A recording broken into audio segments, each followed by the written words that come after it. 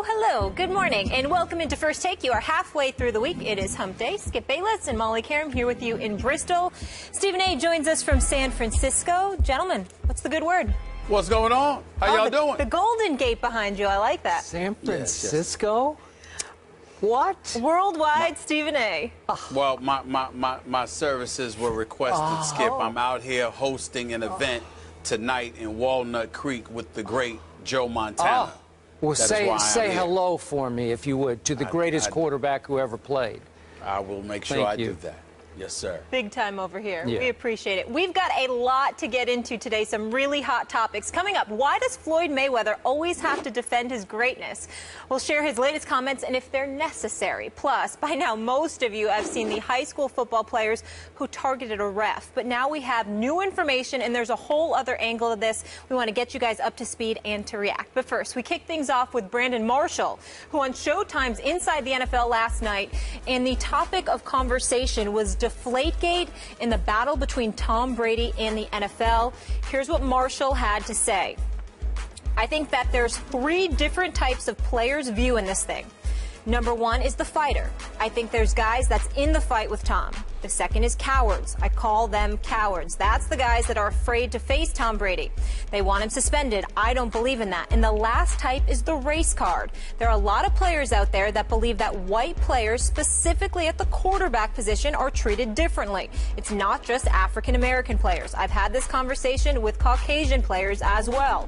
The most important part of this whole discussion is for the process for the players. They just want the process to be fair and right. They just want to get it right. Marshall never holds back, Stephen A. What's your reaction to those comments? My reaction to it is that I think it's unfortunate. And the reason I think it's unfortunate has nothing to do with the veracity of his comments. He certainly makes sense, and he's absolutely right when he talks about the fact that there are a plethora of African Americans within the sport of football and those connected to players playing in the National Football League who happen to be black that absolutely positively feel that way. But that's just a microcosm of society. I mean, who you tell me you go on the streets anywhere in the United States of America and you locate a black man that does not believe that the rules are applicable in a different fashion to him compared to that of a white male. I'm trying to tell you, you'll be hard-pressed to find one. That's just not reality. Everyone recognizes in the United States of America, particularly when it comes to white male, that there's a different standard upon which they're held. So when you look at it from the perspective of what what Brandon Marshall is saying from a macro perspective, he's absolutely right. But Skip Bayless, the reason why I would label it unfortunate is because at the end of the day, if you're working there for Showtime, if you are a football player within the National Football League and you happen to be black and you use the Tom Brady analogy to bring up racial disparity, it simply doesn't hold water. And these are the kind of things that hurt us in terms of addressing the issue of inequitable treatment because it simply makes no sense and it doesn't hold water. When you look at Tom Brady, you're talking about an individual that is being pursued by Roger Goodell in terms of a suspension because of deflated footballs. Well, guess what? When you think about the black males that have gotten in trouble with Roger Goodell, domestic violence, assault, weed all the time, smoking weed, getting suspended for those transgressions, what have you. Deflated footballs is simply not comparable to that. Now, I do understand that Brandon Marshall didn't mean to bring attention to Deflategate and compare it to what he was alluding to in terms of bringing those comparisons into the equation. But the fact of the matter is, if you're somebody not just outside of the black community, but inside the black community, when you hear his statements, ultimately you're going to compare Tom Brady and the issue of deflated footballs to some of the transgressions some of these black players have found themselves in. And there is simply no comparison. Deflated footballs or not, Tom Brady has been a model citizen. He has been an ambassador for the National Football League. His integrity, the way that he lives his life in terms of his quality of life, how he conducts himself as a law-abiding citizen, he doesn't even belong in the same sentence as the Ray Rices of the world, the Greg Hardys of the world, and others. He simply has no place being drawn, having his name thrown in there. and by Brandon Marshall making the statement that he made. Although from a societal perspective, there isn't a black person worth their salt that can even remotely deny the veracity of his comments, this was a bad example to use it from. We're talking about Tom Brady here and the issue of deflated footballs. When you talk about the fact that, you know what, whether or not somebody black would have gotten away from this and all of that other stuff, it makes absolutely no sense in this argument whatsoever, because the black folks that have gotten in trouble in the National Football League, it hasn't been for deflated footballs. It's been for, some would say, violent crimes. That is the difference. And I think that his comparison was misguided in this particular situation. As you know, I always defer to you when it comes to this matter on this show. I had no idea which way you were going to go, so I tried to open my mind and listen to every word you just spoke. I hear where you're coming from. Now, again, I'm going to look at it a little differently here. And I'm with you on your societal perspective. I get that. Now, I'll speak as a white guy here. Obviously, in the biggest picture, are there racial undertones to lots of interactions that take place every day in this country between white people and white people and white people and black people? Yes, there are still racial undertones. We know that. Okay. I accept that.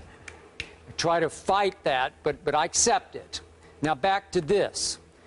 This was a strong statement that our guy Brandon Marshall made, and I'm a big fan of his personally. We've talked about him. I like him very much personally.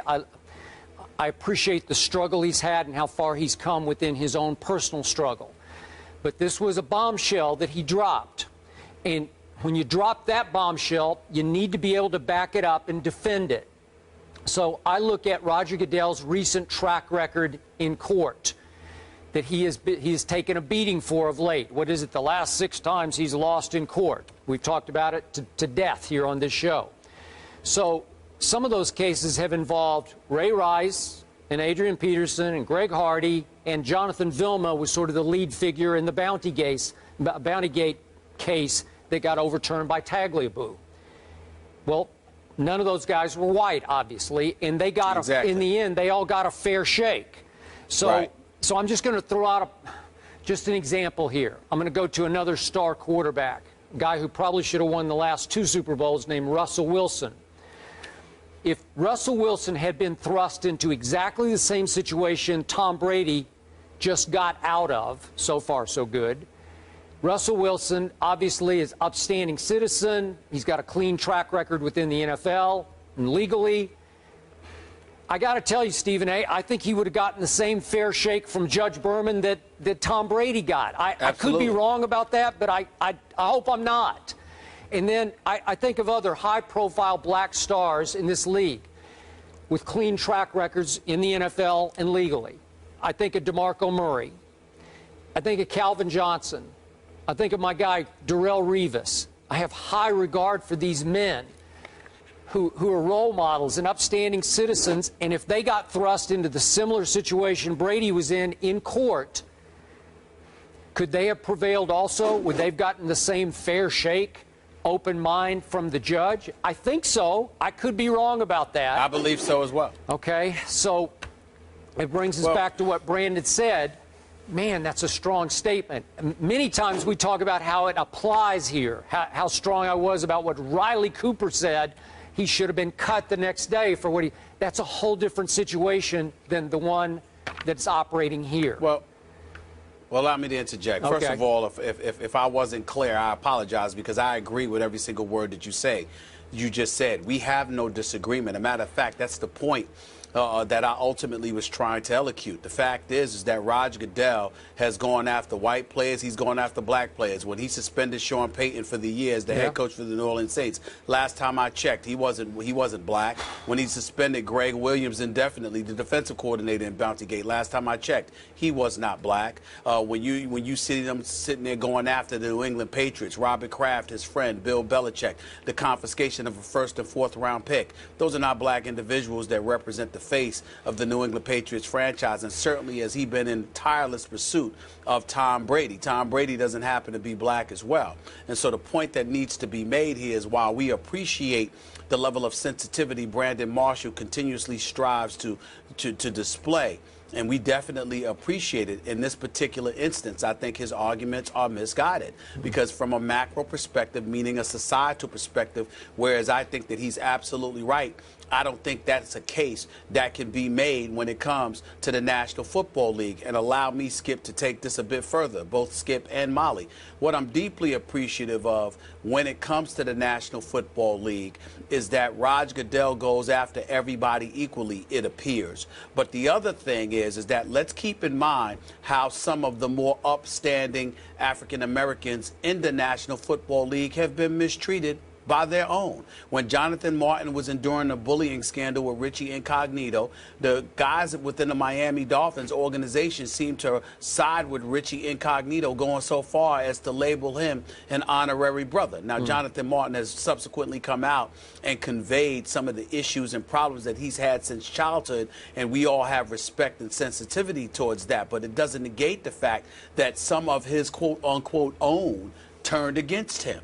When you look at it from that perspective, that's a problem. What about Russell Wilson and people in Seattle allegedly claiming he wasn't black enough? Well, who the hell gets to make that call? He's an upstanding citizen. He's an upstanding young man. He seems to be a pretty cool brother to me. He's a high-end producer. He's guided them to 2 straight Super Bowl appearances and 1 Super Bowl title.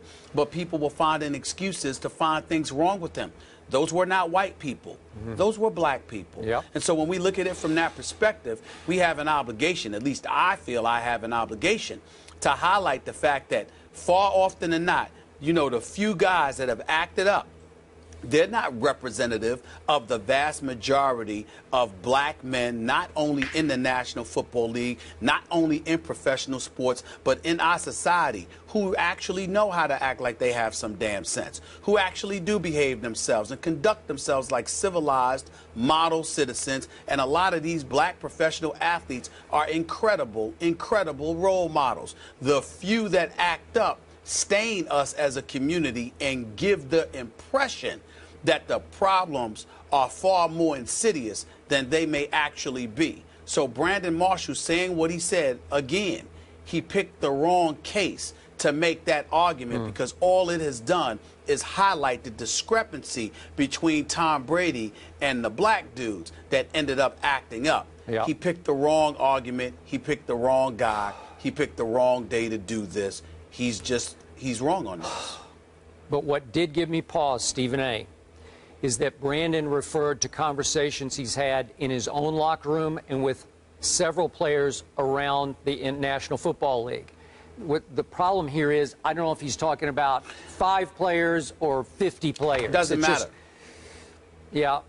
The reason allow me to enlighten you on this point, Skip. It doesn't matter, because what he's speaking about, there are a lot of instances, for example, where guys won't sit around and get intimately, in depth rather, into a conversation like that. They'll say, yeah, this is just another example, or they'll complain or lament the state of affairs because they know what exists from a macro perspective. But if they're dissecting incident by incident, case by case, they certainly couldn't make that argument in this instance, which is why it was a bad choice for Brandon Marshall to make in terms of picking this particular instance. The only point I will give Brandon, if he wants to go bigger picture to quarterbacks, just in general, regardless of race, get preferential treatment in the National Football League. Well, absolutely they do, because this game, in the end, it belongs to those quarterbacks. It is nothing without those star quarterbacks. So if you want to go there, I'm fine to go there. Gotcha. Yeah, and I don't think that one's going to change. So to surmise, we both both of you guys understand his comments, appreciate his comments, but not 100% on board with this particular argument.